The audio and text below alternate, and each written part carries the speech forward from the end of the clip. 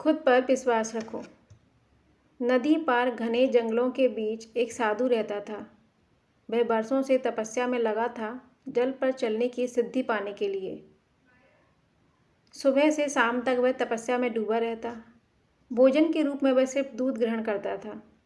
इसलिए गांव का एक दूध वाला प्रतिदिन नदी पार करके उसके लिए दूध पहुंचाता था। मौसम कैसा भी हो, दूध वाला अपने काम में कभी देर नहीं करता था। एक दिन उसे किसी काम से दूसरे गांव जाना पड़ा।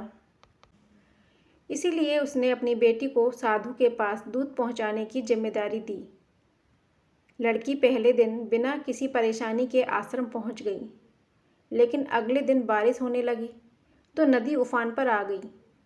जब लड़की दूध लेकर निकलने लगी तो उसकी माँ ने डरकर उसे रोक दिया। शाम तक बारिश थमी, तब वह आश्रम पहुंची और साधु से माफ़ी मांगते हुए देर से आने का कारण बताया। साधु ने उसे एक मंत्र दिया और कहा, अगर कभी नदी उफान पर हो तो इस मंत्र का जाप कर लेना। तुम पानी पर चलकर मेरे पास पहुंच जाओगी। साधु ये मंत्र स्वयं कई दिनों से आजमाना चाहता था, पर भीतर भीतर उसे इस मंत्र पर भरोसा नहीं था। लड़की मंत्र लेकर लौट गई। रात में फिर जोरदार बारिश हुई। अगली सुबह नदी और भी भयानक रूप से उफान पर थी, लेकिन लड़की सुबह दूध लेने से पहले पानी पर चलती हुई नदी पार कर गई। साधु को जब उसने ये बताया तो उसे यकीन नहीं हुआ। वह लड़की के लौटते समय उसके पीछे पीछे नदी किनारे तक आया और उसे पानी पर चलते हुए जाता देख खुद को रोक न सका। सही सिद्धि मुझे ही मिलनी चाहिए।